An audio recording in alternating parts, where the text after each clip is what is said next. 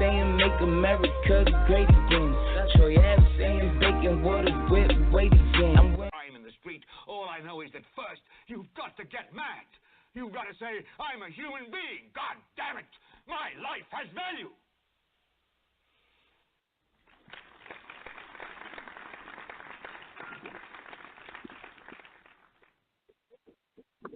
Welcome back. Welcome Black to In Black America Radio with your host, Rasta B. It's September 29th, 2017. Yeah. Today's title is Let's Really Talk White Supremacy, Racism, Malcolm X versus Martin Luther King Jr. in the Economy. So, and I want to talk about some flat earthers and all that stuff. A lot of stuff we're going to speak on today. I apologize for being late. You know, normally we start at 9. I was running a little late. It was me and the boys who was hanging out a little, chilling out at one of my homies' crib. And that's really the reason why I ran late. So, you know, I try to commit to the Friday show. Saturday shows is optional, but I try my best to commit to the Friday shows. But before that being said, once again, welcome Black. This is In Black America Radio, where we will be talking our talk. Guest calling number 646-716-4654. Now, before I do anything, I must bring in my co-host, Smoke. Smoke, are you there? Yes, sir. Yes,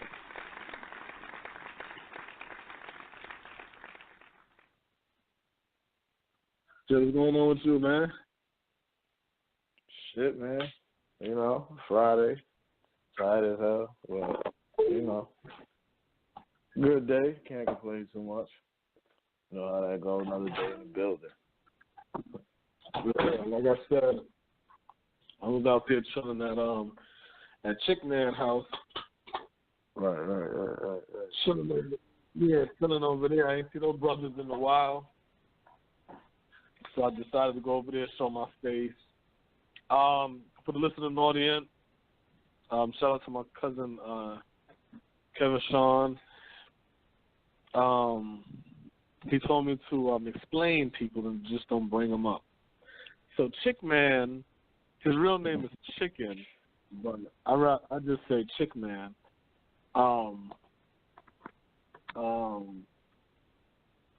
Just a homie, pretty much. So he was pretty much grilling, and then people was coming over to watch some college football and, you know, all kind of stuff like that. I would have stayed, but like I told him, I'm committed to the show. I got to speak to the people. So, and put my perspective out there. You know what I'm saying? Put this information. You know what I'm saying? This other side of the game, not the same old worn down bullshit ass narrative. You know what I'm saying? We the narrative destroyers on this side. So it's like, you know, I didn't wanna fuck over Friday. You know, so that's what happened. So we got the boys over there, whatever, 4-2. So it's a lady next door, and I guess she got 2 daughters. How old are the daughters? 4 and 2. So I said, oh, okay. They running around all in the backyard, playing tag, all that stuff like that. So, you know me, I'm monitoring and stuff like that. You know me, I'm a hawk. That's the type of parent I am. I'm one of them hawks, you know what I'm saying? Like, you might not see me, but I damn sure see you. You know what I'm saying? And I don't care if you see me laughing with the homies and none of that. My mind frame is always, all right, I'm on my 3rd laugh. Let me go check these boys. You know what I'm saying? So, I go over there. Yeah, I check, I'm looking, you know, making sure they stay on the porch like I told them. So my son, the 4-year-old, he goes to me. He goes, Daddy. I'm like, what? He said, I love her. I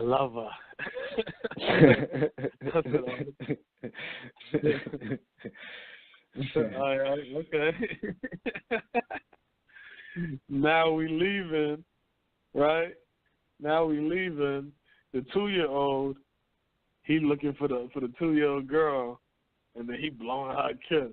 I'm like, boy. I said, come on, Don Juans. Let's go. Let's get out of here. Establishing. You gotta get home. Yeah. That's hilarious. Yeah, that shit so funny. You got time for that call. Yeah. I'm like,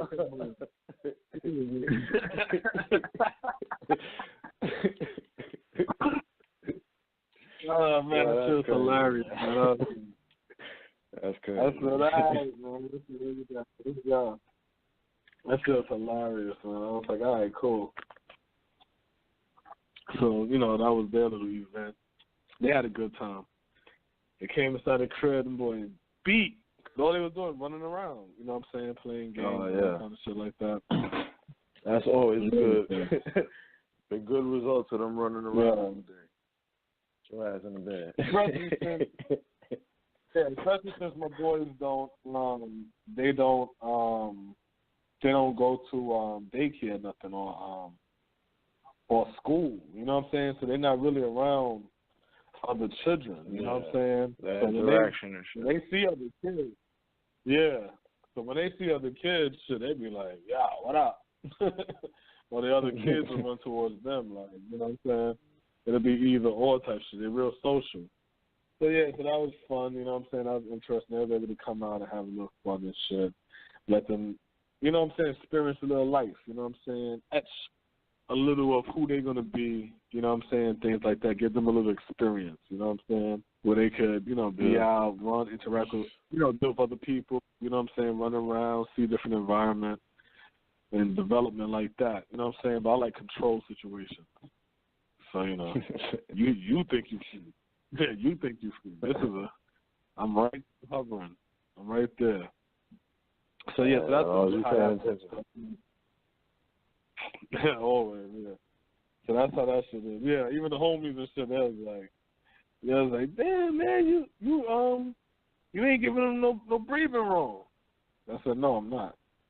This ain't even I'm not. Shit, they 4 and 2. Like, what breathing room they need? Yeah, your lungs ain't that big. I can stand right here. Enjoy yourself. I'm right here. Make sure your ass right here in the damn patio. Yeah, I had to let him know that right then and there. Because the girl, she would run off the patio. And they chase him, And I told him, you keep your ass here. Straight up. We ain't playing no games like that, man. You know what I'm saying? But I feel like those are those experiences they have to have so they can understand your rules. You know what I'm saying? That way, if somebody comes off the porch, you got to say to yourself, as tempting as it is, I'm not going to come off that porch. Because if I do, the repercussions ain't going to be what I want. You know what I'm saying? So it's like you have to give them the quote-unquote freedom really to test your, what's the word I'm looking for? Your structure. For like your who? I said boundaries. Like your structure. It's like whatever your your rules. You know what I'm saying? How you raising your feet up. So you know what I'm saying? If you sit over there now and it's like, what I tell you to do, you better do. If I tell you don't come off that porch and you come off the porch, that means I got to work on you listening to me. You dig what I'm saying? I got to work on that. That means my word ain't strong enough. So I got to work on that. You know what I'm saying? I got to work on that. I got to figure out how to make sure what I say is firmly etched into your mind that this is who I have to listen to. You know what I'm saying? So you guys got to figure out how to do that. You know what I'm saying? But, you know, you have to give those examples so you can see how far along your child is. If you got a child that when you say, yo, y'all don't come off the porch, and they're like, all right, and they playing with the other kids, and the other kids running all off the porch and shit, and them kids like, okay, and when they stay on the porch, then at least you know, okay, I got children that I know when I tell them to do something, they're going to do it. So when they're away from you dig what I'm saying? You have a little bit more they confidence. follow the rules. Yeah, because you're watching when they don't even know you're watching. But if you're telling your child not to do something and they're doing it anyway, it's not that they're hard-headed. It's just that they don't follow your rule. So you have to say, as a parent, I have to figure out how to make sure what I say goes. You know what I'm saying? And there's a lot of different things to do that. You know what I'm saying? It could be you got to talk to your child more, interact with your child more. You might, because if you talk to your child more, and interact with your child more. Yeah, I feel like if you do that, then you'll have more examples to where you can implement, do what I say. If you interacted with your child more. You see what I'm saying? So if you saying to your child something and they're not doing it, that just means, all right, you know what? I got to work on you more. So you have your child around, you're like, yo, pick them bags up. Yo, put them shits over there. Yo, listen, come here. You can tell me, I need you to do this, this, and this. All right, go do that. Yo, run in the store, pick these things up right here. That way, you just have them all day doing what the hell you say. You know what I'm saying? And then you try that shit again. And then you be like, yo, don't come off this porch. Because a lot of times we don't really interact with our kids. You know what I'm saying? With our children. A lot of times we don't. Son, he like, you my helper and shit. Yeah, you gotta do that. Helper. You gotta go work with me. But you know what I'm saying? But that was that. That was a little talk for the, for going off the kids or whatever. But guest calling number 646-716-4654 in Black America Radio. Let's really talk white supremacy, racism, Malcolm X versus Martin Luther King Jr. and economy. So before I get into the titles of the, let me get into that flat earth shit. So why so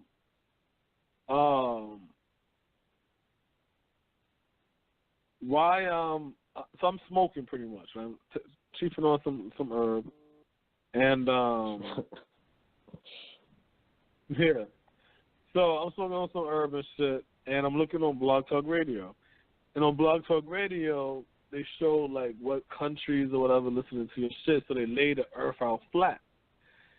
So I'm smoking and looking at this shit, and I'm like, wait a minute, America is on the far left side of this map, and China and North Korea is on the far right side of this map. So if this flat earth shit was real, then how the fuck, how is Chinese in California?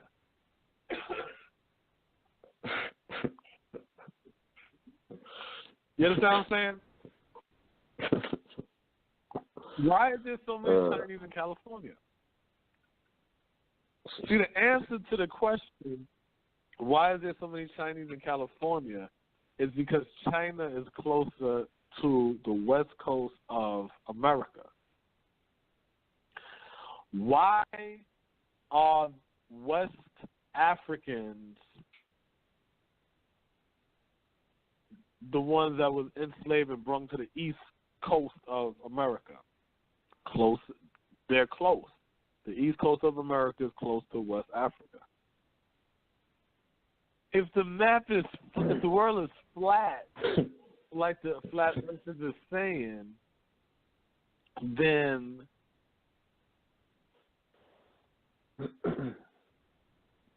you understand what I'm saying? Like, no, oh, shit wouldn't be like how it is, basically. You know what I'm saying?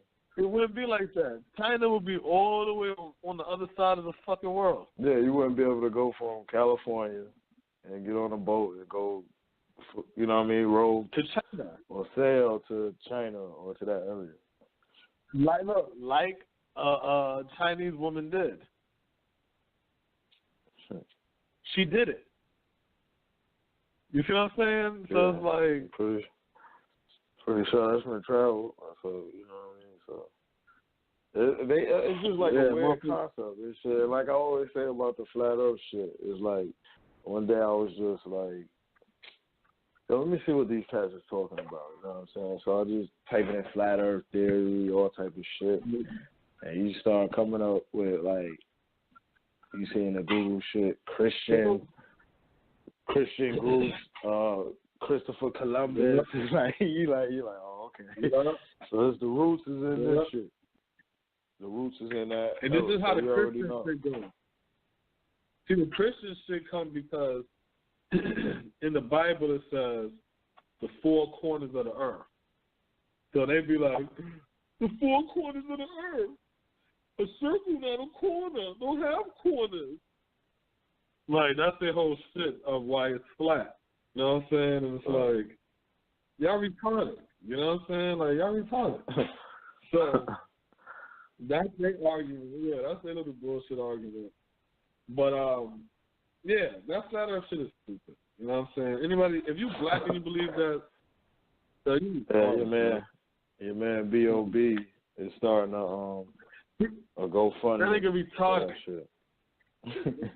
That nigga retarded, man. You gotta remember, B.O.B. is what? B.O.B. is on the capitalistic pyramid. You see what I'm saying? B.O.B. is we eat off you. We eat for you or some shit like that. Capitalistic Had that shit. pyramid. Yeah.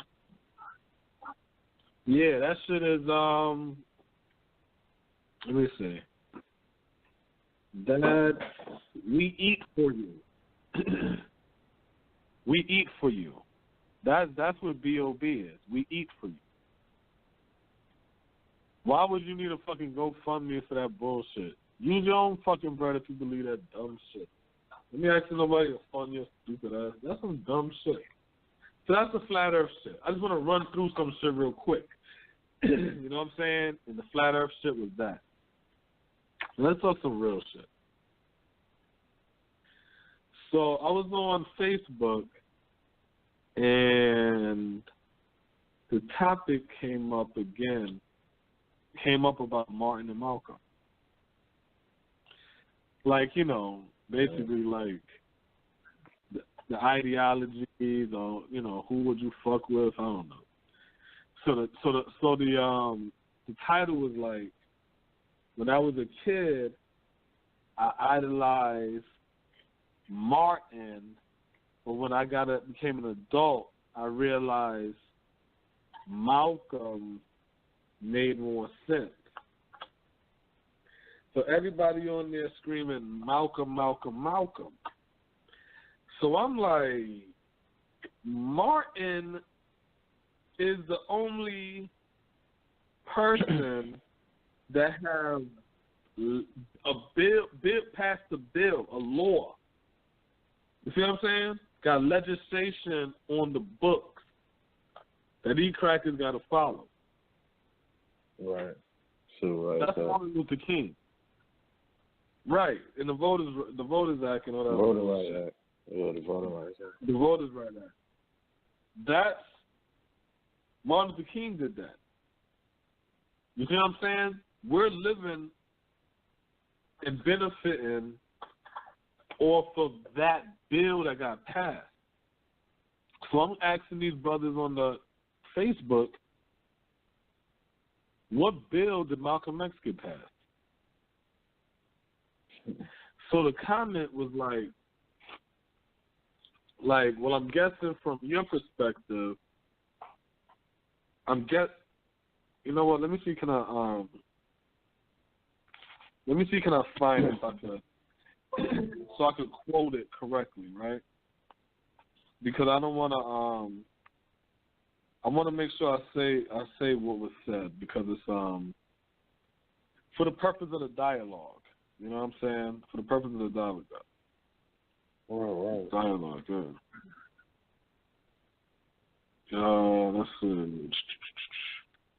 Yeah, for the purpose of the dialogue. Damn, now this and I can't connect. What the hell's going on? Yeah, it's like every time you ready for this shit. Now with the, you know what I'm saying? When you need the bull, it don't work. When you don't need it, this shit'll work all day and shit. It's crazy. All right, well, basically in a nutshell, it was saying he was like, well, basically, I don't give a fuck about no laws, right? Oh, that's what happened. Okay, I got it. All right, I got it. I wasn't connected to the internet. That's what happened. Now I'm back connected. Hit that button.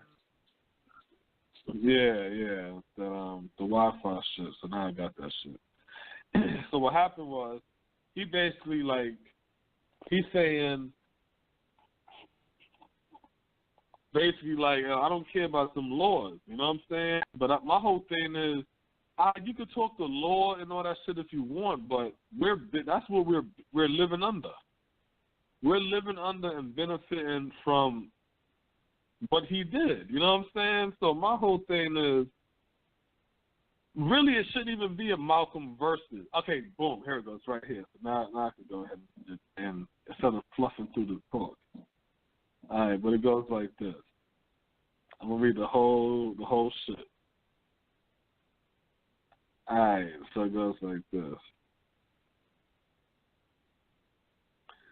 It says, childhood is when you idolize Martin.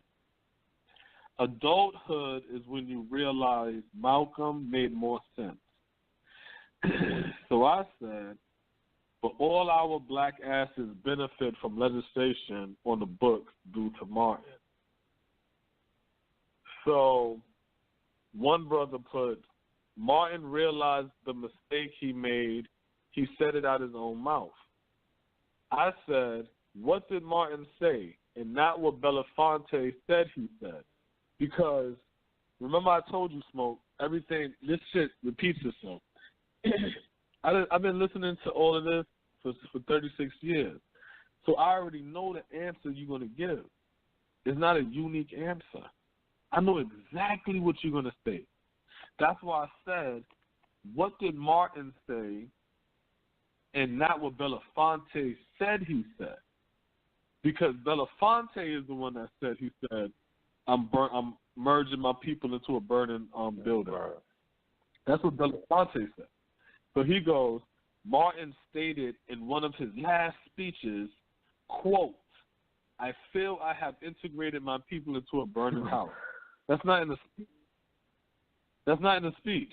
That's literally, that's what Harry Belafonte said that Martin Luther King said. You see what I'm saying? In his last speech, what Martin Luther King said was, these people telling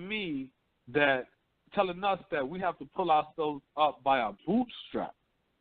Right. But they're cutting checks for these white people in the Midwest. And then on top of that, they not even cutting the checks to the farm. They cutting the checks to them in their name. And they giving them low-ass interest. But then they want to turn around and tell us we need to work hard. So the next time we do this march, and we march on Washington, we're going to tell Washington to cut that check. That's what Martin Luther King said at his last speech before he got assassinated. Not, I fear I have integrated my people. That's what Harry Belafonte said, that Martin Luther King whispered in his ear. You see what I'm saying? So, so then he said, I'll try to find a video link for you in a minute. But I never got that link. Why I never got the link? Because the link don't exist. This is not my first time, you know what I'm saying? That's why I openly and proudly say I'm 36 years old. Because if I'm 36 years old, then somebody's going to assume, well, this brother, he probably opened his eyes up. No, my mother opened her eyes up. She's the one who got that awakening. So when she started having children, we was the ones getting dragged to all of the rallies and meetings and lectures, and Mandela come to America, we there, and all kind of shit like that. That was us doing that shit as kids. So it's like I've always had my eyes open. I've always had to pay attention and study and observe and all kind of shit like that. That's why I keep saying shit is repeating itself. So he never got the link. So I said, in his book, Where Do We Go From Here, Chaos or Community, he said, and that's his last book that he wrote. So this is his words that he wrote in his last book. In his book, he said these were phases. Phases. The whole sit-in and sitting at the counter with white people and all kind of shit, those were phases. See, we are listening to how people say, interpret what Martin Luther King was doing. We don't know Martin Luther King. You see what I'm saying? Because I was the same way. I used to be like, and just so people understand where I even got my information from, what made me say, what law did Malcolm X pass? I was a teenager. I want to say I was in Brooklyn. I was a teenager. It's either Brooklyn or I was in my early 20s and I was in Georgia. It was one or the other. But I'm going to just say maybe it was Brooklyn. But it could have been Georgia. Who knows?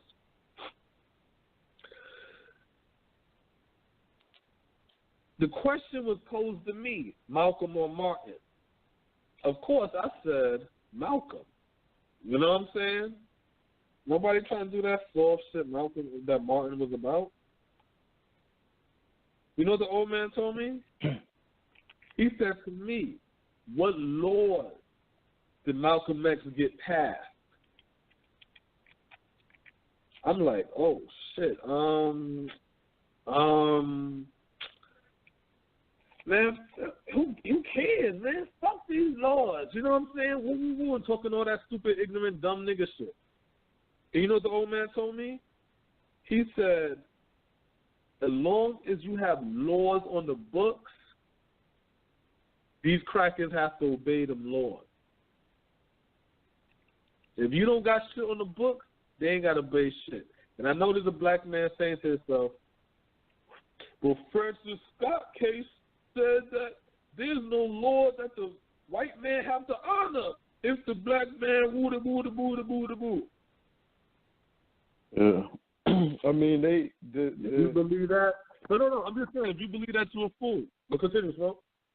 No, I was just going to say, like, Malcolm, they reduce MLK to just, like, nonviolence. It's just that one thing. So it's like, the overall vibe for him is like, he fought for civil rights, but, it was nonviolently. So they was getting attacked by dogs, sprayed by hoses. You have that type of thought process when you think of him. You know what I'm saying? Not so much what he did. It was just how he was standing. And so they you have the reverse or the total opposite of that with Malcolm X, where Malcolm X, he stood tall. He spoke against the white man. He was about any means necessary. He was with arming the people and retaliating if necessary or protecting yourself. So it was like two totally different things. Wait, we ain't finished it. But he ain't do shit. You see what I'm saying? He didn't do shit. Yeah. Martin so Luther it's like King, they sell you the soft energy, but he got a bill legislation on the books. They give you Malcolm, give you a strong energy, but Malcolm did not do anything. Continue, Smoke. Yeah, I mean, that's pretty much what it is. And you know what I'm saying? It's like, you know, we just champion that. And I always say, it's like, you know, we like to poke our chest out.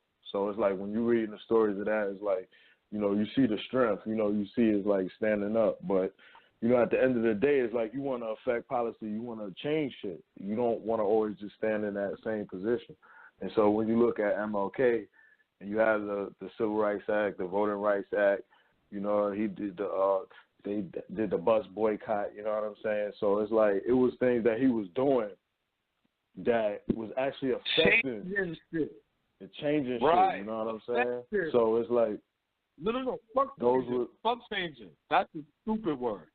Effective change. You got to put effective in there because that means the change you was working towards got done.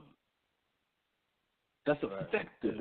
And then when you speak on, you know, when you spoke on the portion of the book you were speaking on a few moments ago, and you made mention of him, you know, him being MLK, speaking about how he was being a leader. You know, his strategy was in, you know, what did you say?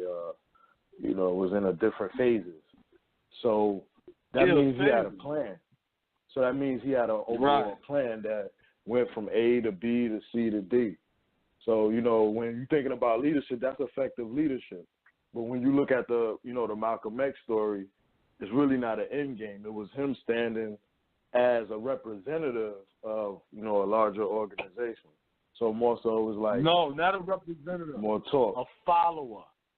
A follower. Malcolm X was a follower. Let's keep... Now listen, let me be clear. So I don't want nobody to think I'm being disrespectful. I don't believe in Martin versus Malcolm. I believe in Malcolm and Martin. We need to use what worked for one and didn't work, we dashed away. What worked for the other and didn't work, we dashed away. That's what we need. But we don't need to romanticize shit because nobody is our leader. Black people do not need leadership. All we need is information and tools to get the fucking job done. That is it. Every black man that we're taught as leaders is not leaders. They are men that lived in a certain time dealing with the same shit we're dealing with that decided to stand up and do something. Every black woman that stood up, they are not leaders. Harriet Tubman, none of these people are leaders. These are black women who lived during a certain time dealing with the same shit we're dealing with that decided to stand up. You have the same power, you have the same energy as every one of these people. The only difference between you, black man, and our black men that stood up is you standing up. That is it. The only difference between you, black woman, and every other black woman that stood up is you standing up, black woman. That is it. It's not a spirit. It's not an energy. It's not a God. It's not a name. It's not none of this foo-foo-la bullshit. It's you. Malcolm, Martin, Garvey, it don't matter. None of these people is better than you. You're the same person as them. The only difference is you didn't stand up. Because guess what? If you stand up, then everybody going to put you in the same esteem as them. That's it. So as I'm saying that, I'm saying it to talk honestly. Malcolm X was a follower. That's what Malcolm X was. He was a follower. We don't raise our boys up to be followers. We raise our boys up to be what? Leaders. He was a follower. That's why towards the end, when the person he was following, that illusion broke and cracked, everything unraveled. That's why. So Yeah, and he that's the wasn't reason able why Too Smoke to evolve his positions and shit. He was, he was executed before, he was able to, change his viewpoints and evolve as a leader. And we don't know where the viewpoint. We don't know where it went. Right. And we don't know where it would have went. You see what I'm saying? We don't know where. How does saying go? Your heroes will live long enough to become the villain or some shit? You know what I'm saying? We don't know what would have happened. Look at Jim Brown. Everybody was praising Jim Brown and shit like that. You know what I'm saying? Which was a little weird to me because he had a little questionable behaviors. But everybody praised Jim Brown up, and for what he have done, though. You know what I'm saying? The activism the activist things that he's done. But then when he made the Donald Trump stuff, then everybody got hurt. You know what I'm saying? And they start feeling like, wow, because we're not supposed to idolize man. We're not supposed to idolize woman. All we're supposed to do is salute them and celebrate them in the sense of support. You know what I'm saying? We're not supposed to tear them down. We're not supposed to snitch and rat and whatever like that. We're supposed to support and protect the people that is standing up. But you got to understand, we all... The whole Martin versus Malcolm. I just hate that whole Martin versus Malcolm. Because, I mean, it's, like you was just saying earlier, it's about taking what worked and what didn't work. And so when you hear things like that, you know what I'm saying? It's like what, you think about the mind frame of Black America. Like, this is what we, this is what we talking about. Like, we don't know to just say, okay, King did this. This what worked for King. This what didn't work. This what worked for X. All right, we like X's mind frame and how he was talking. All right, you can adopt some of that. You know what I mean? It's like, I don't know. I just hearing that is like, oh, okay. You cringe a little bit that you're saying somebody was posting that shit. You know what I mean? Like, even that type of Speaking of that, process. So let me finish. So it goes like this. So this is after I say it's phases. So he goes. So I goes. He had a plan and law was passed. Malcolm was rhetoric, no different than Sonetta. Both Martin and Malcolm methods for our freedoms are being done today, just bastardized versions of it.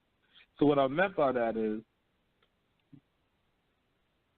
unless I'm wrong, correct me if I'm wrong, Malcolm X had rhetoric, debates, and lectures. So that's why I said that's no different than Sonetta.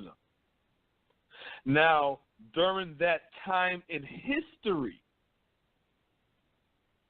we needed that. You dig what I'm saying? We needed that information that Malcolm was given. Martin Luther King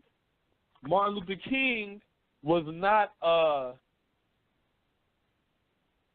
pro-black, you know what I'm saying, separate away from white people type black. We in modern day time, we would call him a coon. You see what I'm saying?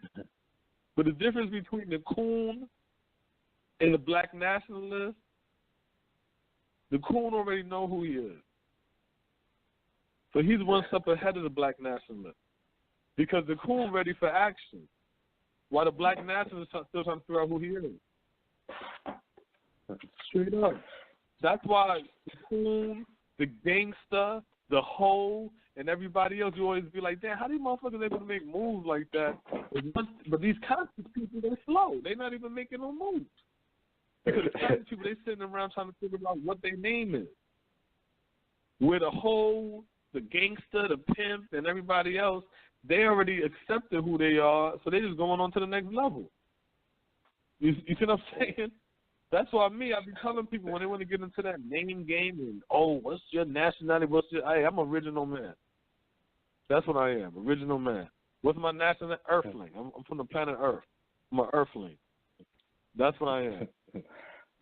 Now that we got that understood of who I am, now let's get to building an economy. You know? So, now this was his response. He says, haven't read his book. Now, you got a link that I never seen yet, right? But you haven't read his last book where he wrote down his own friggin' thoughts in 1960-something at the time.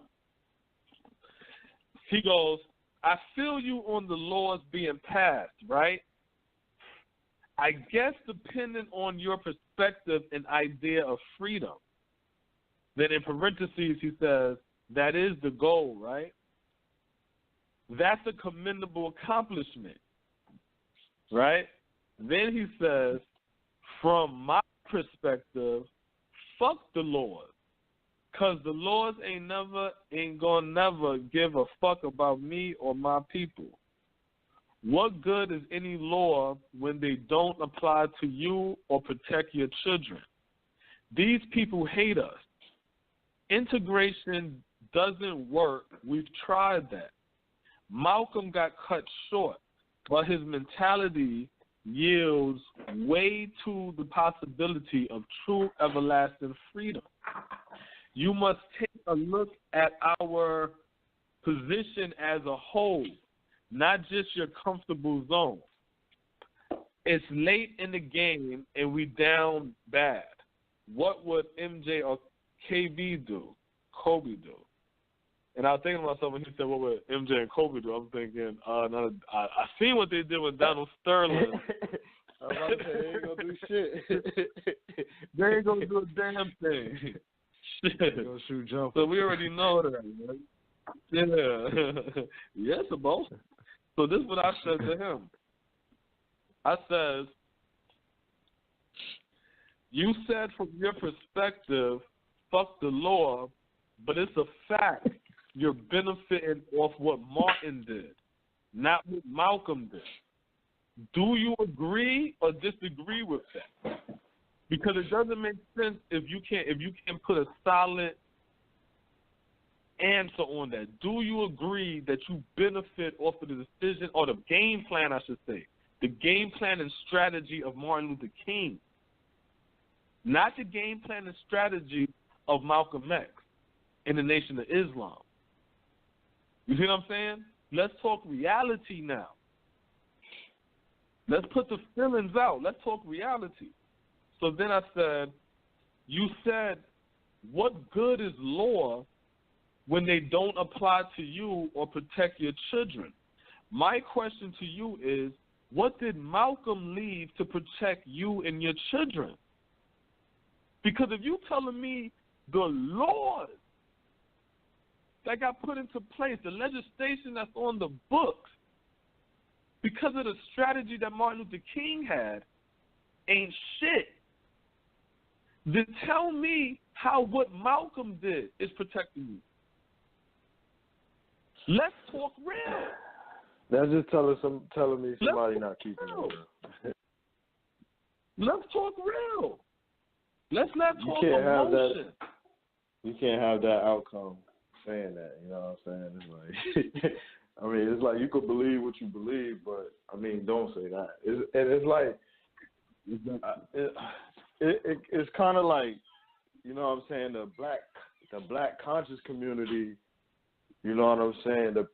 You know, people who follow like Black Panthers, you know, Pan-Africanist movement, all of that type of shit. They lean towards Malcolm. You know what I'm saying? And then like, you know, all other blacks lean towards fucking Martin Luther King. And so it's like that's like a clear separation already in our community. So, you know, you could just see it in the answers that people give or the verses that they want to set up, Malcolm versus Martin, black conscious community versus civil rights, black. You know what I mean? It's like we have this separate like black or something. Yeah. We so used to like division and breaking each other down, and when you have two clearly great brothers in our history, we will pit them against each other even in their death. When it's like, yo, we should be bringing the strategies together and, you know, elevating them for the next people. So it's like it's weird to me, and it's like even to say that, it's like even in their deaths we want to pit them against each other. You know what I'm saying? It's weird. These two black heroes. You know what I mean? It's like now our people is boss. Now let me finish off. Let me finish off the piece. So then it goes. Actually, in Malcolm X's life, what did he accomplish? Another question. I said, we know it wasn't getting any laws passed. So what did Malcolm do outside of rhetoric, lectures, and debate? What did he leave as a legacy beside possibilities, hopes, and ideas for a better tomorrow? And I said that because of his comment when he said, Malcolm got cut short, but his mentality yields ways to a possibility of true everlasting freedom. See, that all of that is fake. None of that's real. Remember what you said earlier with Martin Luther King was, it sounds good, but remember what you said earlier with Martin Luther King was, it was change. But I said, no, fuck change. Don't just say change. What was the word in the beginning? It starts with E, I believe. Effective. Effective change. That's what Martin Luther King did. Effective change. You're telling me Malcolm got cut short, but his mentality yields ways to the possibility of true everlasting change. That's not effective. You talking about possibilities, hopes, and dreams. That's not effective. That's some Dr. Umar shit. Effective. We need effective shit. So let me finish. So then it goes, and to be clear, I don't do the Martin versus Malcolm. I'm more Martin and Malcolm because I recognize both men were just that. Men living in fucked up conditions and decided to take a stand. One chose one route, the other another. But my question to you is, what have Malcolm done outside of lectures, debate, and rhetoric? And of course, I ain't gonna respond back. But you know what I'm saying? So. And also, like, and that's why that's not compare the two. You know what I'm saying? Because King was more like directly involved with affecting politics and shit. Like Malcolm X, we should be viewing Malcolm X more so like the leader for black men. You know what I'm saying? Like he's the example that you look at for black men that need to clean themselves up. Yo, go listen to that brother. You know what I'm saying? Cats that's on that way that need their mind cleaned up, need their body cleaned up. That's who you turn to as Malcolm X. You know what I'm saying? You might not say you don't want to talk to King. When you want to talk about policies and affecting shit, boycotts, then you bring King in. You give them stories to read and look at. Malcolm X is for a totally whole different thing. So that's what I'm saying. Is like we should be recognizing that and saluting them brothers for what they bring positive. We can nitpick everybody. We can nitpick all these leaders. Well, how about this? But look at this. How about this? How about you flip this shit into Malcolm Luther King Jr., right? No. Where you have the energy and mentality of Malcolm X with the rhetoric, lectures, debates, and shit like that, the talk shit and the feel-good shit, black power shit. But you also got the strategy of Martin Luther King to get legislation through. Right. Boom. How about that? Because we don't want the mind frame of Martin Luther King. We don't want his mind frame of how he wants to live amongst white people. Right. But you can't knock the brother's strategy. It works. And how they operate and how they, you know what I'm saying? It works. And shit works. So shit works. You gotta, you can't hate on that shit. And that's why I'm looking at this shit. I'm sitting over here now and I'm like, they got one dude going to tell me I'm a coon. But then I read in another post, the guy I was debating, he asked him, how old is he? And the nigga was like, he's in his 20s. So I said, nigga, you too young to talk to me. You too young to talk to me. I couldn't get no attention. Everything I saw his post was, I said, you called me a coon and you called Martin Luther King a coon, but you're benefiting off of what that coon did. So what that make you? You see what I'm saying? Like, you dissing the person that you benefit, like that's corny. If you feel that Martin Luther King is a coon, then relinquish all the rights that you benefit from the damn from the voters' rights act and shit. Go back to drinking from fucking separate water fountains. No, how about you shut the hell up? Go Go back to your room, man. Go back in your room. You know what I'm saying? Because the thing is like, okay, I understand people, like for the sake of debates and things like that, we might bring up these type of conversations and shit like that. But to me, it's just like they ineffective conversations. It's like, we're not talking about, we're not living. We kneeling at the football game. What are we doing? You know what I'm saying? It's like, what to me, it's like there's a young thought process amongst us. You know what I mean? And it's like, we got to move on from, just the simple. We don't get it. That's just because we don't get it. We have no idea how this game goes. So we finished Malcolm X versus Martin Luther King Jr., right? Get calling number 646-716-4654. Let's really talk white supremacy, racism, Malcolm X versus Martin Luther King Jr., and economy.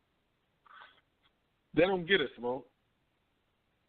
Because what happened is when you're dealing with a bunch of narratives that's telling you that you're a victim, a bunch of narratives that tells you that you can't do something, a bunch of narratives that tell you that y'all don't work together, y'all don't get along, whenever y'all together, y'all going to fight. And when you feed it into this media shit and things like that and start idolizing other races and things of this nature and have no control over your economy, you have no economy and you've been exploited, you're not going to get the game being ran on you. You're not even going to understand it. You dig what I'm saying? That's why you got us running around screaming white supremacy and racism. So let's speak on that. Now, you already know my stance. I don't, you know me, I'm always going to have some weird stance, right? But the way I look at it is like this.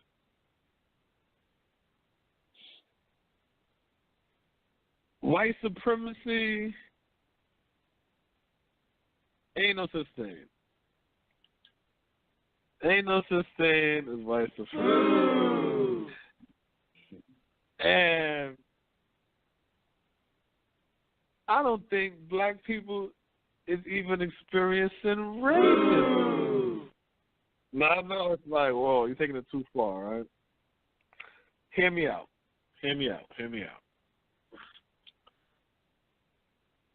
Which one we should talk about first? Racism or white supremacy? Which one, Smoke? You decide. You said racism first. Racism. Racism? All right. So racism.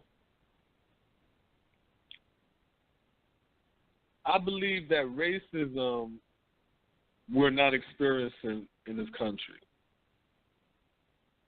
Well, outside of the police shit. That murder shit that are killing us. But on average, we're not. I believe a lot of things that we call racism now is the direct is the outcome of not having an economy.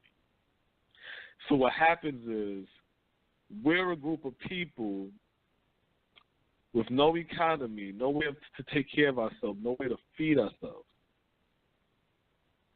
And we put ourselves in a vulnerable situation to have our lives in the hands of other races of people.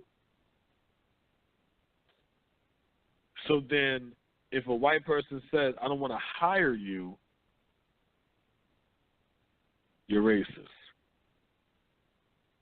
I don't want my daughter dating you, your parents racist. I have a picture of a black person with a fucking watermelon or some shit on Mary J. Blige singing about chicken, that's a racist commercial. But in all actuality, if we had our own economy where we controlled our own media and what we eat and what we teach ourselves and employ ourselves, house ourselves, banquet ourselves, things of this nature, how much of what we think is racism would affect us and bother us? I say a lot of it won't. But I also feel like when we don't have to rely on this white man system anymore, that's when we're going to experience racism. Oklahoma City racism. Movement in Philadelphia racism. Black Panther Party of Self-Defense racism. Because we're not going to need the system and they're going to come in and try to physically attack us and gun us down and burn our shit. That's racism. But I don't believe that us being in a vulnerable state having to depend on other people to take care of us, and if they say no is racist, and if they say yes, then they're good white people. I don't think that's racism. What you got to say about that, Smith? Well, I mean, there is racism to me, you know what I'm saying? But like, it all depends on how much you dependent on the system, you know what I'm saying? Because for racism to really be racism, you have to be affected by it. Just somebody talking shit to you or calling you a nigga or some shit, that ain't racism, you know what I'm saying? You have to really be affected by it. You're not getting a job because you're black. You're not getting certain housing because you're black. You're not getting certain medical care, you know what I'm saying? Things like that. That's racism, you know what I'm saying? So the more you depend on. Wait. So just to be clear, but if we have our own hospitals, like the Jews have their own hospitals, where we get better care, will that still be racism? It would. If black people you could depend on our own, right? No, it would just be evil as white people. It wouldn't affect you. It'll be like, okay, they don't want us over here, or they don't want. But guess what? We got our own hospital to go to, so it don't matter. But that might be become part of our DNA, where we start to look at each other crazy, like, oh, you go to a white hospital? Like, ew. Right. Hell yeah, I go to a black hospital. It's cleaner, it's nicer, the food tastes better. You know what I'm saying? Like, it's like, yeah, the black hospital is popping. Fuck you, why would you go to a white hospital? Like, you know what I'm saying? Like, it become part of our culture, where we wouldn't even think about going to a white hospital. You know what I'm saying? So it's like, I just wanted to be clear. So you're saying that as long as you're not dependent on the person. What I'm saying is the more you dependent on the system, the more you're going to experience racism. The less you dependent on that, right, on white system, white economy, whatever, the less you're going to experience that. You know what I'm saying? It's like, that's basically what it comes down to here. So a lot of us, you see, we want to work in white corporate America. You know what I mean? We want to send our kids to school in white, the white schools or whatever. We have a white mind frame. You know what I mean? We operating in a total white world. So you're gonna experience that because now you're dependent. You're dependent on them to tell you answers on how to think. What's the newest trend? You getting all of that information from them. You getting how to eat from them. So now you gotta depend on their hospitals to where they give you the fucked up shit, or not want to care for you if you don't got insurance. So it's like, yeah, the more you engulf yourself in, in white America, the more racism you're going to see, the more racism you're going to be affected by. You know what I mean? Those who live outside, who don't work for white America, you got their own businesses, they married to a black woman, got black kids, they might homeschool their kids. How much racism you going to see? Like, you know what I'm saying? You're not really even accounting people to have a racist encounter. You know, somebody calling you a nigga at the fucking light because you cut them off or some shit. You know what I mean? That's like whatever. That's nothing. You know what I mean? It ain't affecting your livelihood. So you know that's what the real racism is. Who cares if white people like you? Who cares if white people like you? As long as it ain't affecting your livelihood. See, to me, you know what I mean? See, to me, racism is this. This is what racism is to me. We got an economy. We got business, shit thriving. Our economy paying its fair share of taxes to the American government. You know what I'm saying? And we doing our shit. Unemployment in the black community down. Crime is fucking dismal. You know what I'm saying? It's not even fucking, it's non-existent. You know what I'm saying? Everything cool, everything culture. And then you just see white motherfuckers coming in there shutting down businesses and shit. You're like, yo, what the fuck? What the hell are these white people doing over here? And they come inside here just fucking with bulldozers and battle ramming our buildings down. And it's like, yo, what the fuck is going on? To me, that's what racism is. Because you can't control that. You see what I'm saying? You can't control that. If I built my own economy up and I'm taking care of my people and we're not dependent on yours, and then you come down and you mow down my shit, to me, that's what racism is. That's war. Really. Yeah, you know what I'm saying? That's called defend yourself. That's called defend yourself. No, you know what I'm saying? Race. No. What I'm saying is the part where it comes into you working for somebody and housing and things of that nature. We're supposed to have counters. We're supposed to have a plan B for that. Like, to me, those are just the outcome of decisions that we made because we abandoned our shit to cling on to their shit. So when they say, give me back the ball, you know what I'm saying? And we're like, hey, but I want to play. And they're like, yo, nah, well, I don't want you playing with my ball. Racist. No, get your own fucking ball. Here, listen, we got our own ball. You don't need a ball, yo. Guess what? Now that you don't need a ball, if you say, yo, let me get your ball, they're like, I don't want to play. You can't use mine. All right, no problem. I got mine. Go in your own bag, grab your ball. Now you can play yourself. You're not even tripping off that shit.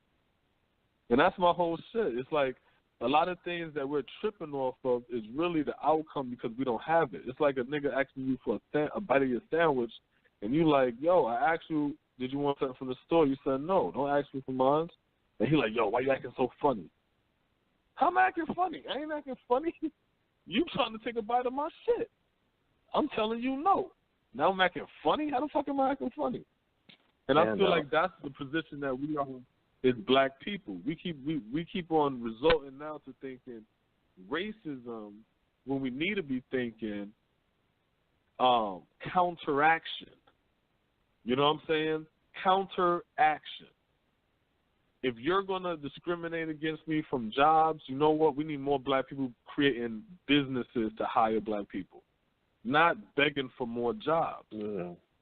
If you're telling me that you're all right, go ahead. No, I was just going to say, like, it's like, but if we was in the fucking hood, and motherfuckers was denying us jobs or denying us some shit. Niggas denying you to work, sell on the block, and do all that shit. Niggas would have had an answer for that. We're going to sell on this block. We got to have that same mentality when it comes to fucking establishing our own shit and not wanting to work and maintain within white America. It's like we only have those strategies when it's us against us. Oh, yeah, I got something for the niggas. But when we going against, we act like we got a bag for everything. We affected by everything they say to us and do to us. And it's like, I get it, but it's like, how long we going to be on our knees, yo? How long we going to be bending knees? Exactly. And that's basically what it comes down to. And you can look at that in a real life example of these niggas in the NFL. They just want to bend on knees and do all of that. Like, have some real solutions, you know what I mean? But yeah, it's like, to me, it's just like we gotta just be serious with ourselves, man. Because at the end of the day, it's like if we stand here and we want to keep playing their game, we got to play by their rules, and we already know the game ain't set out for us. We know this shit already. So it's like, what's the conversation we having? You know what I'm saying? It's like we got to either sit here and just keep complaining, or we're going to make it change. Shit, we know what we need. We know what we need to do. But see, I feel like that's how the whole white supremacy shit comes into play, too. I don't believe in this white supremacy bullshit either. Because I don't believe that crack is supreme. I don't believe in that white supremacy talk. Right. You see what I'm saying? Because I look at it like this. We're in a vulnerable stage as black people.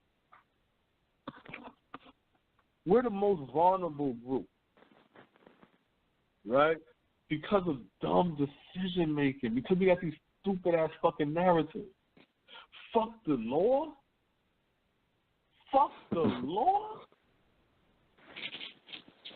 Now, come on, we had a caller, early show, last year, said the difference between, he said, you want to know the difference between black people and white people?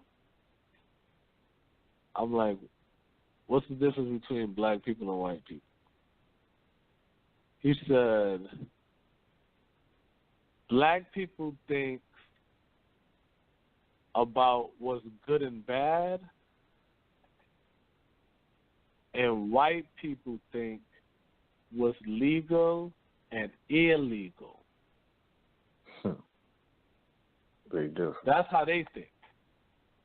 Now, that was the early show, right?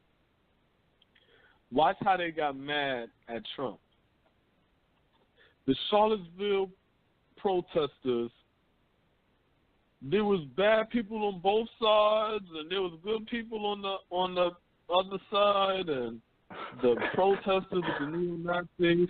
The number one thing he said was what? They had a what? A permit. He said the Antifa, the Black Lives Matter, the group that was fighting against racism, you know what they said? They didn't have a permit.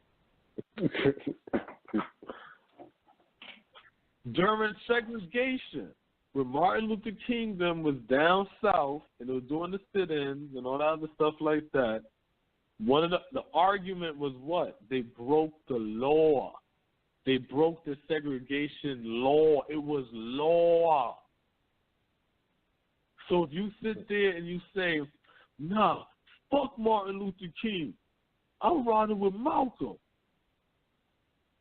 then that means the law that was discriminating against you will still be in effect. And what would be your plan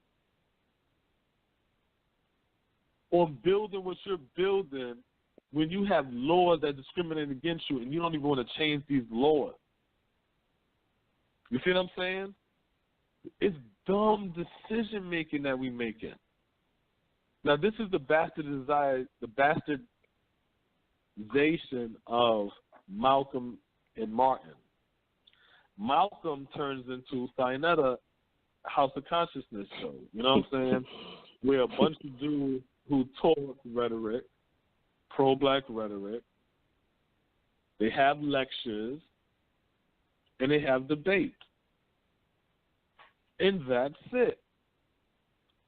And then you have the mainstream black Christian civil rights people that want to play the Martin Luther King side, and they just want to march and sing and we shall overcome and preach integration, which Martin never did. I mean, I ain't going to say he never preached integration, but what I'm going to say is when he was talking, his shit was He talking like, listen, it's a strategy, it's a game plan.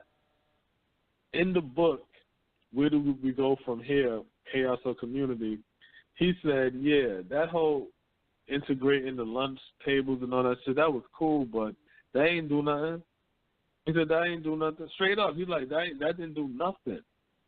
He said, that didn't help black people get out of poverty. He's like, that's the small, that ain't shit. He said, now it's on to phase 2. That's Martin Luther King. So when people sit there and say, oh, he wanted black boys and girls to come together and woo. No, I'm telling you what this man wrote in his own book before he died. 1967. Stop letting white people dictate who the fuck these people are. Read the stories yourself. And then another thing is this, Smoke. They said, yeah, but Martin Luther King, he got a picture with the Rothschilds. He got a picture with the Rothschilds. I'm like, okay. So fucking what? What that got to do with anything? The Rothschilds is old white dude. That's who the fucking Rothschild is. He's an old white dude. A lot of fucking bread. Yeah, he probably funded all that bullshit. Yeah. Guess what?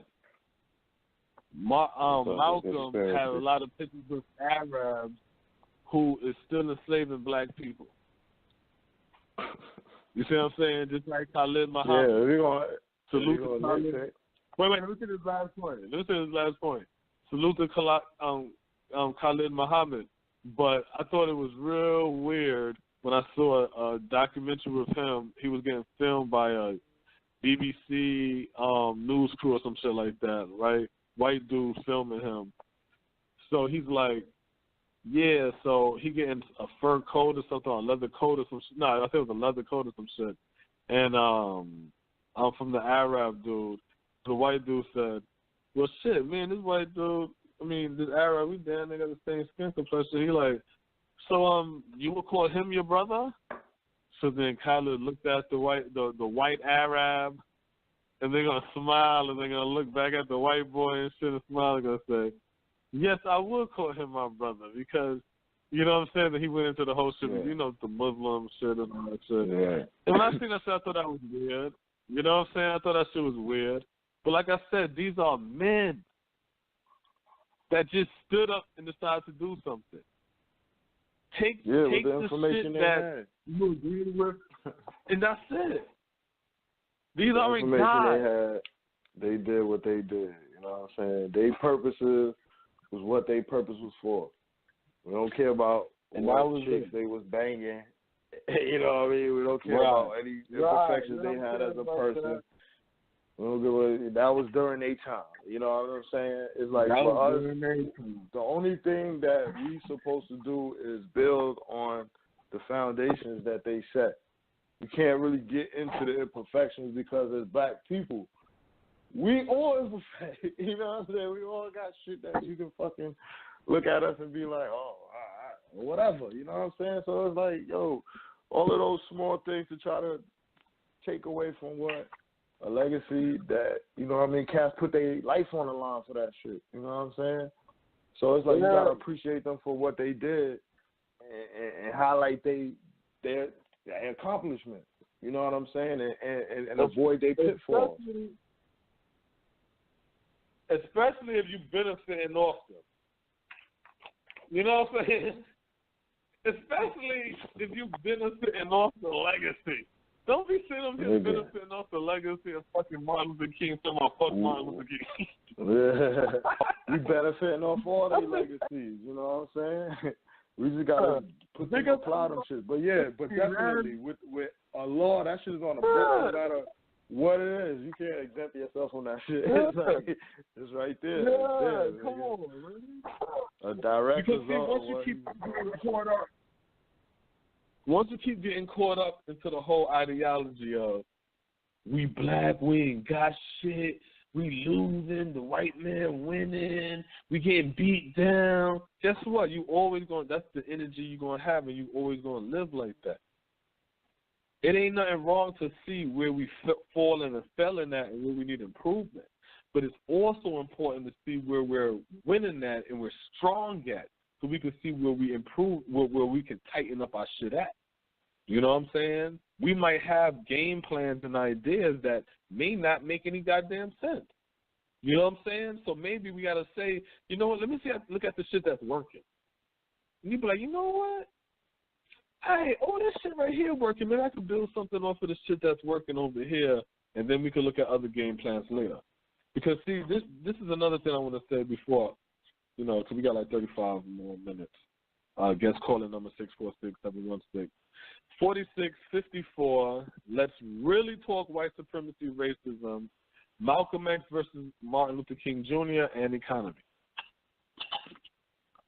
I really want to,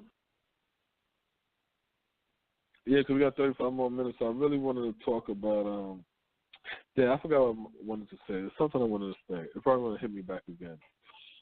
But it's like, we gotta move forward, and we gotta stop, getting caught up into that woe is me,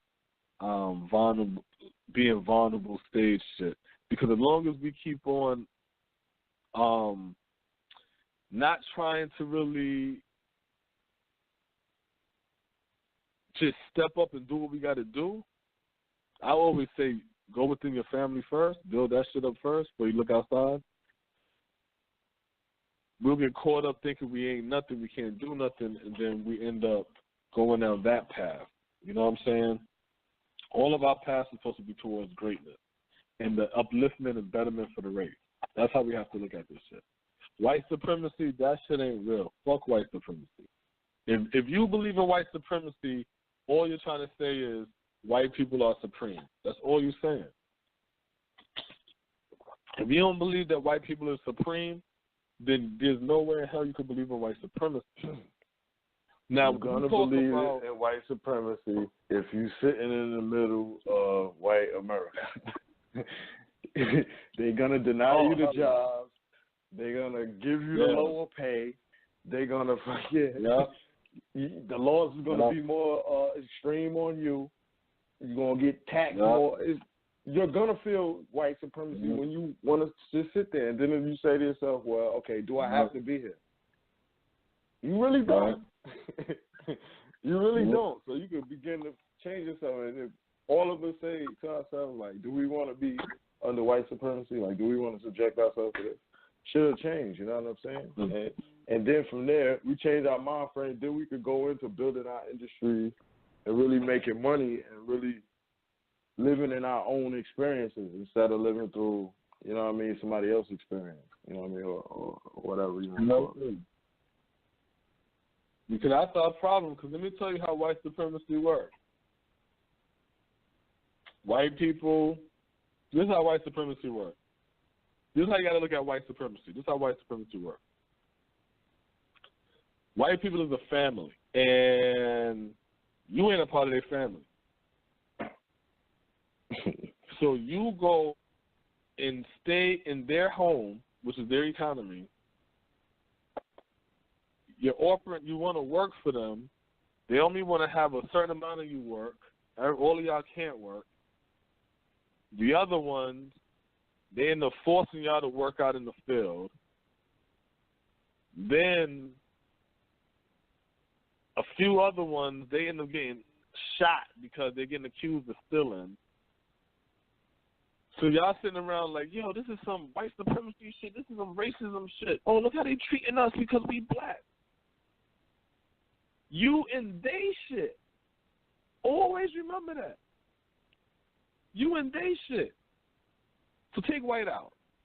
Let's put Latino. Hillary Clinton won.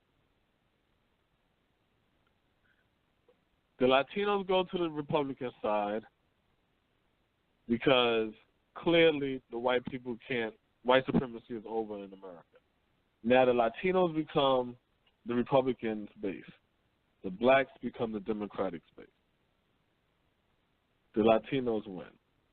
They start passing law because they're smart. Now, They start passing laws that represses black people, and now they're on top of the economy and we're below like we are now. Do we start to scream Latino supremacy? And let's say it's Chinese, let's say it's Jew, let's say it's everybody else. Do we start to put their race and put supremacy in front of it? Or do we say to ourselves, let's do what we got to do to get the fuck up under the feet of these other groups of people? Let me stop moving backwards and making stupid-ass decisions that's going to lead to dumb-ass outcomes. And all you're going to do is complain about it. 9 out of 10, that's the reason why you're in the situation you're in. It ain't racism. It ain't white supremacy. It's stupid-ass decision-making. Stupid-ass decision-making.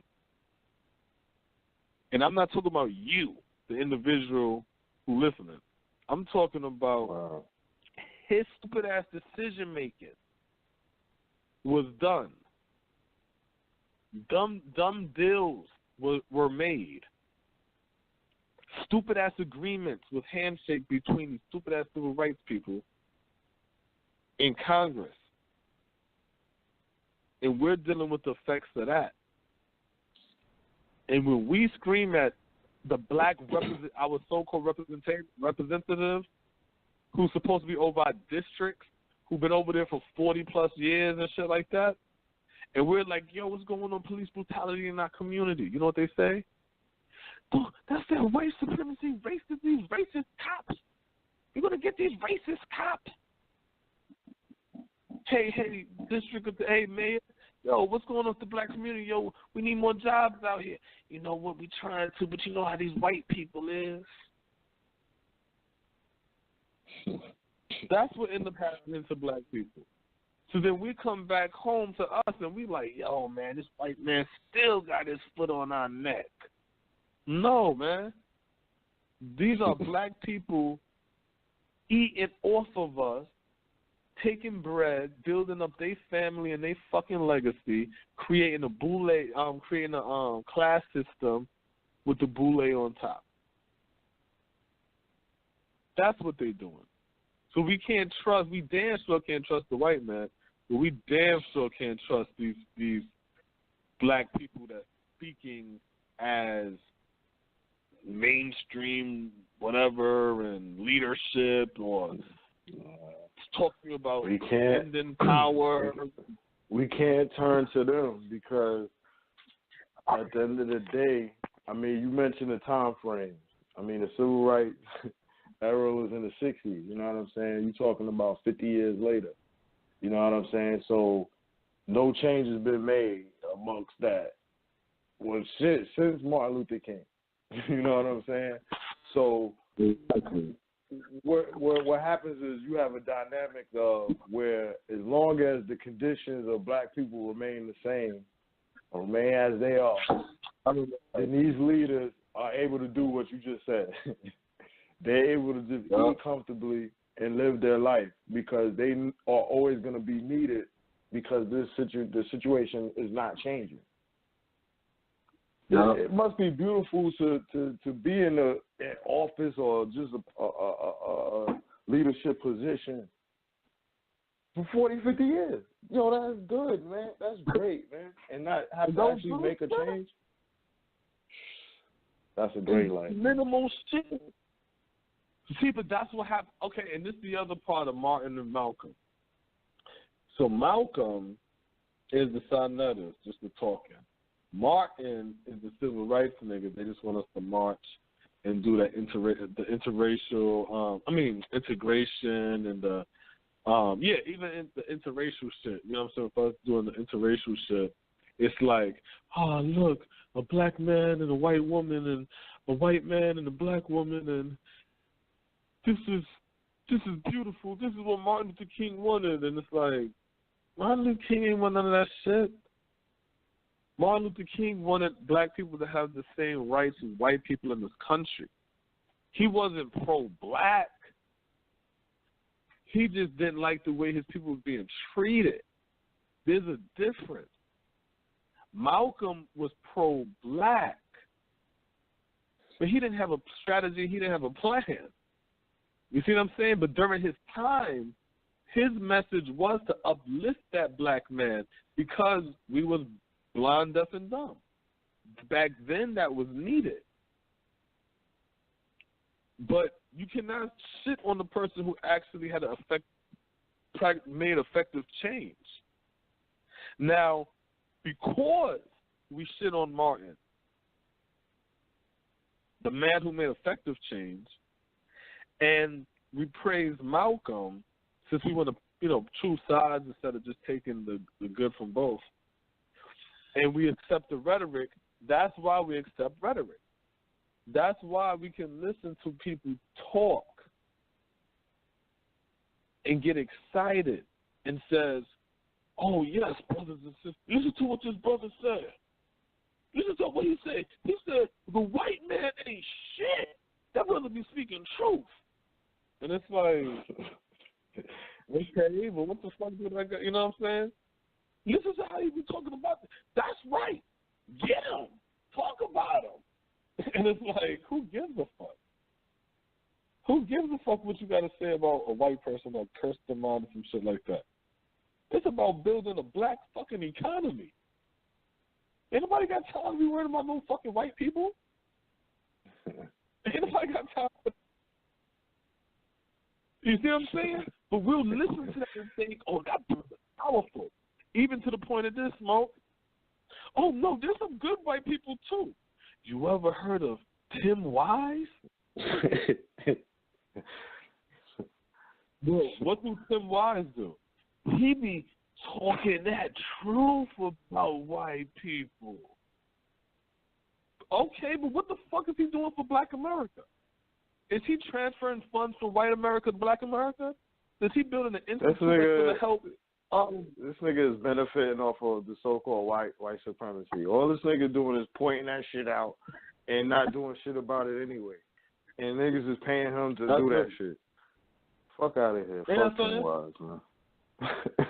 But that's because we sit there and we black people, you're correct. Now you guys are getting killed in the hood. Look, you guys are getting feared. Like, shut the hell up, man. Look, black people, you're correct. You guys getting killed in the hood. Now that'll be $10,000. Thank you, $10,000. Who else want me to? I need a $1,500 what's going on retainer fee.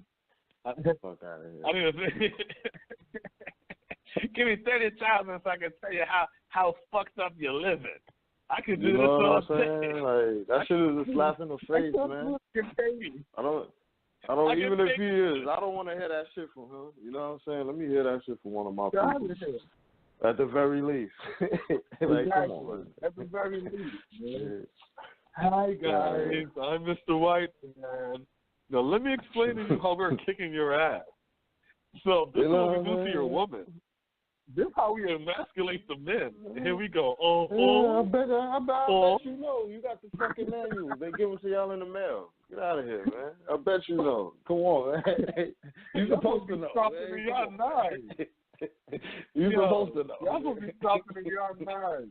He's supposed to be sitting over here talking all that, so he's supposed to be hearing shink, the door locked, the lights cut off. Fuck out of here, man. Don't come over here telling me what you doing to me. Coming up off it. They're getting paid off of it. They're getting paid. I used to tell black people when they used to tell me about Tim Wise, I used to be like, so if the devil tell you that he the devil, what that's supposed to mean? Like, what the fuck is that supposed to mean? Y'all hype because the devil tell you he the devil? That's stupid. He's telling you that and then telling you pay him $20, $19.99. He give you a consultation. Come get some information. Here's my book. You got to pay me, though. So now you got Martin Luther King's side. This is how they bastardize Martin Luther King's side. Because they really bad. Because you got to remember, towards the end of his, the people wasn't even fucking with King no more. This is how they bastardized King. They took his whole strategy of the nonviolence, which was just a strategy, to show white American liberals, white people up north, liberal whites, the true face of segregation in white South. Because just like black people, white people up north, grandparents and kinfolk is down south. Right. And they send their kids down south for the summer just like we do. So what they did was they took his strategy, which he used, of hand-picking black people who could take being nonviolent and could take those ass whipping and possibly death and go down there and get their ass kicked and show that they wasn't doing nothing. Because what happened is they'll go down there and be like, well, why did you do that? Well, he came through the door. He was just acting rude. And what, you know what I'm saying? But when the cameras is down there and you following and you seeing these black people just sit down and they're not doing nothing and they just being disrespected, that's when liberal whites was like, well, what are they doing? They're not doing anything wrong. They're just sitting there. Because you got to remember, white people live in an illusion. You got two white people in America, good cop, bad cop. You see what I'm saying? Bad cop is conservative, good cop is liberal. Fantasy and reality. So what happened is the bad cop tells the good cop the fantasy and tells them, no, we're good, we're nice, we do all the right things, we're honest, we're polite, we got morals, we treat black and everybody good, we don't see race, none of that. So they'd be like, okay. So then when the cops crack our head and we like, yo, can you believe the cops just whooped my ass? Then it's like, the cops? Why would the cops do that? Because they live in a fantasy world and you're like, right. Why? They always do that. What the fuck are you talking about? That's the conservative. They the ones that they deal with the real world. They like, we the ones that's here to contain what's going on. Once you understand that dynamic, you're not even trying to bid between the two. That's why when they fight each other, we're supposed to step back. They're always going to fight each other. Because you got one side that deals into the fantasy of what America is, and then you got the other side that deals with the technicalities of what America is. That's the game plan. That's why when people come to America, everybody get caught up into the delusion, because you run into all of these liberal whites who brings you into the fantasy. So when you run across the real white person, then they try to make it like, oh, they're individuals. That's not how we all are, you know what I'm saying, because you get caught up in that illusion. Now, that's what they did to Martin Luther King. They literally removed the fact that he passed law. A law was passed because of Martin Luther King. They removed that. So these stupid-ass niggas running around marching, protesting, and not one time said, yo, we want to implement a fucking law. Even Hillary Clinton said that shit to them stupid-ass Black Lives niggas. Okay, y'all yelling this shit. What do y'all want? Okay, Hillary. Die, bitch. You know what I'm saying? It's like, where's the law? Gay people. You think gay people is out here marching and protesting just for the fuck of it? No. Listen to these gay people, yo. They're passing law. They're getting law passed. Marriage in this state, marriage in this state. Prop this, prop that. Yeah. That's the whole basis of their shit. Prop that. That's law. When's the last time you hear about black law? That was a good example. Yeah. Woman protesting. They get law and shit passed. But business. That's what the lobby groups are. The point that you're trying to make, or that you're saying, is that that's the point of protesting. Yeah. Is to get laws enacted. So if you're not doing that, it's like you pretty much just out there. You subjecting yourself to whatever it is that's happening. But you're not That's the point. Like, you can't really break it down no more than that. That's the fucking point of protesting shit. But that's what Martin Luther King did. But that's what Martin Luther King did. So when you sit there and you shit on King, then you're not even picking up on his strategy. When you sit there and you say, instead of merging the two, Malcolm and King, and you shit on King, you don't pick up on the strategy. If you only listen to what Malcolm did, Malcolm was a follower. What black people want to do now, Smoke? We need a leader. We need a leader. We need a leader. Bunch of fucking followers. Who they follow? Somebody with rhetoric? These people with rhetoric does what? Have lectures and fucking debates. This is all niggas that do all day is listen to lectures, debates, and rhetoric. And we'll scream what, Smoke? That brother powerful. He's a leader. Oh, no, he got the truth. They're not even doing nothing. They're talking. But then the Martin Luther King side of the game, nobody want to study that side of the game, and that's the side of the game where you get laws passed. The Jews got laws passed. Mexicans, laws passed. Police, Smoke, police. What police did? Laws motherfucking passed. They got the Blue Lives Matter sign. Not Black Lives Matter, Blue Lives Matter sign. Where the fuck is the law to protect the black man, the black woman, the black child, the black race? With all of these Smoke. We, the CDC, we're going to impeach Trump. We gather all of us together. What? You mean to tell me all y'all niggas is going to come together to impeach Trump, but y'all can't come together to pass fucking laws that's going to help and improve the fucking black community? Go to all they shit and see the shit that they signed and check yes for to get laws passed. They'll sit there and check somebody else's bill.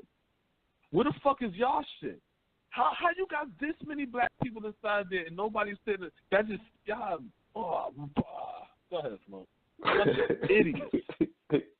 Fucking idiots, man.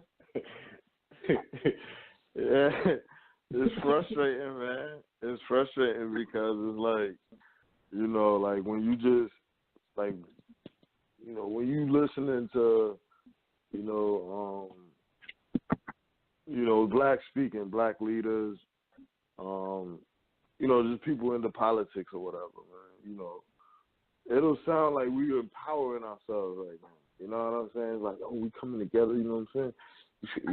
We got the brothers in the NFL standing on, doing the knee and blah, blah, blah, you know what I'm saying, and things like that, but it's like, it's far from it. And it's just basically a bunch of talk, you know what I'm saying? At the end of the day, it's just a bunch of talk, and the majority of us we don't realize it as that. We take the talk as action. And so it's like, as long as we have that rhetoric floating around, it's like we feel like something is being accomplished, but really nothing's happening.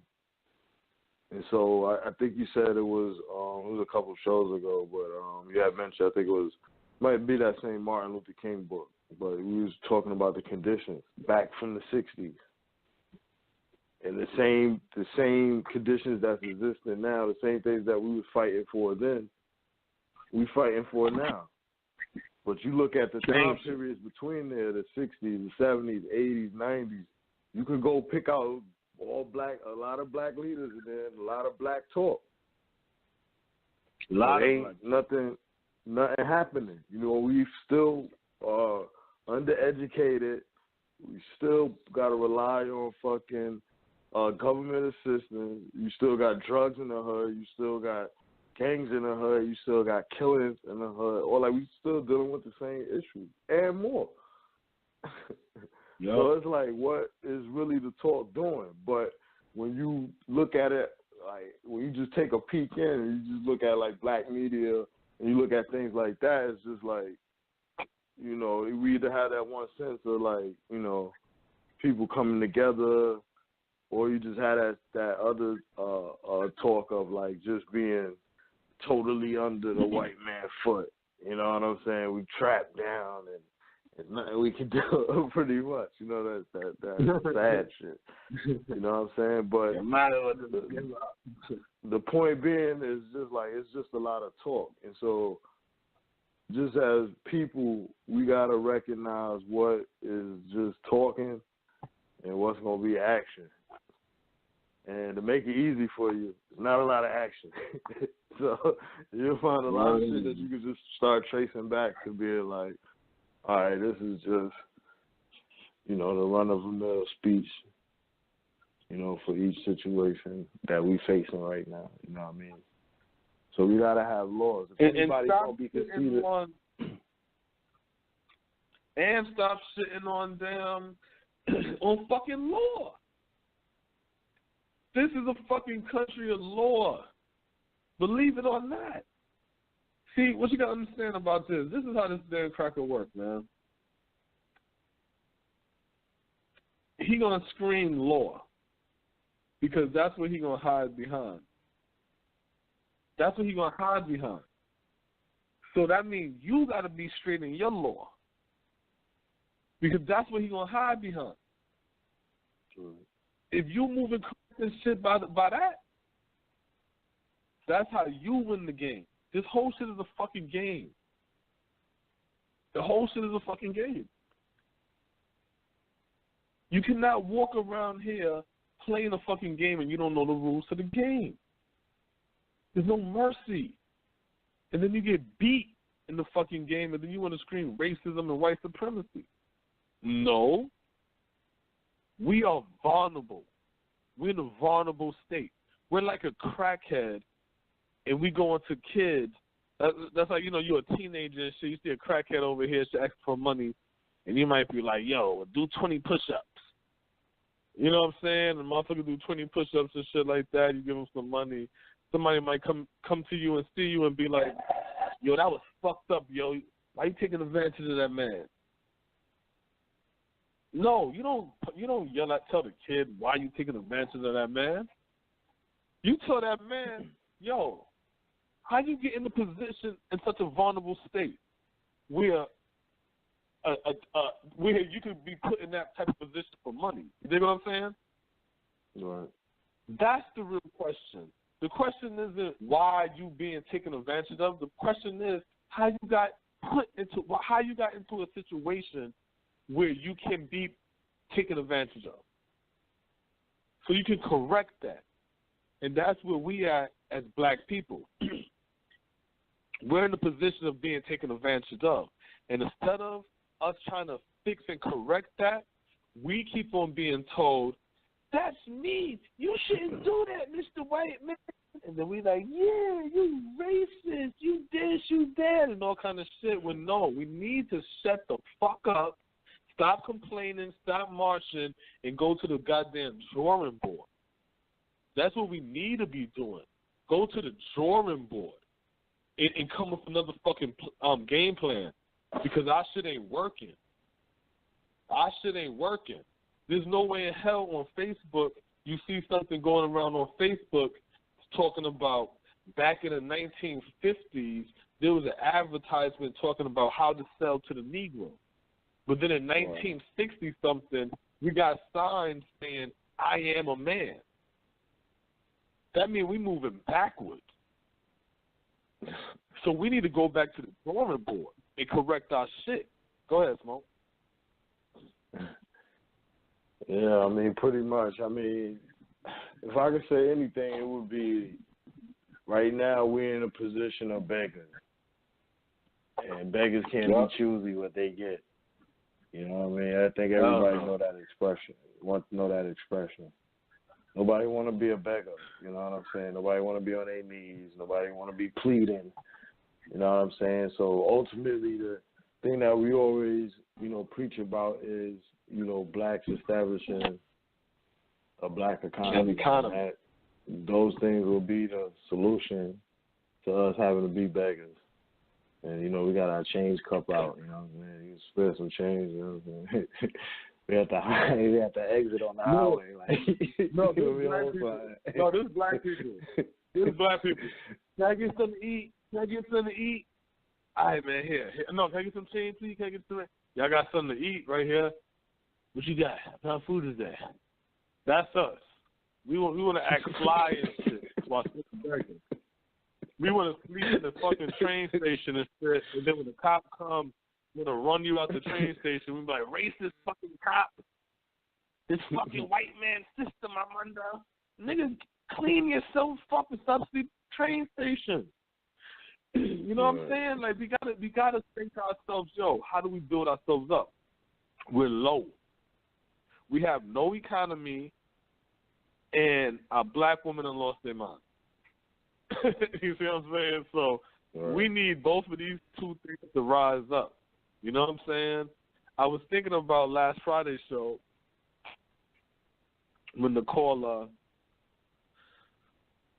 I'm thinking, what's her name? It was Sapphire. And she said something I thought about. She said that she was thinking the same thing, but when she say that in public or out loud, people look at her like, oh, you're a feminist, or like you're a woman, you shouldn't say this. So I was thinking to myself, wow, I wonder how many other women is out there who mind frame is working towards like, yo, this shit is off, man. Maybe I need to be doing something different, but it's feeling that pressure from society or friends and family that's telling her like, oh, girl, just do it the way everybody else do. And it's, you know what I'm saying? And then you lose that encouragement. I wonder, because you know me, I always say the only thing that's going to change a lot of this shit, especially when it comes to the generations coming up, is the elevation of the black woman. You see what I'm saying? When it comes to the economy, the black man, we got to step our shit up. The same way you can look at another brother on the corner selling drugs and shit like that with envy and hatred and want to gun him down, every time you go into that corner store and buy you a beer and pay your money to that other group of people, you're supposed to be saying to yourself, oh, hell no. Why are you here? How you in my neighborhood? How y'all eating out here and I can't eat out here? How you got a job and I ain't got a job? No, these niggas laughing their face. Keying and he with these niggas trying to get a Lucy and shit like that. You know what I'm saying? And cracking jokes with niggas and stuff. How you cracking jokes when you ain't got no job? How you a black man with no job and you smiling? These things make me wonder.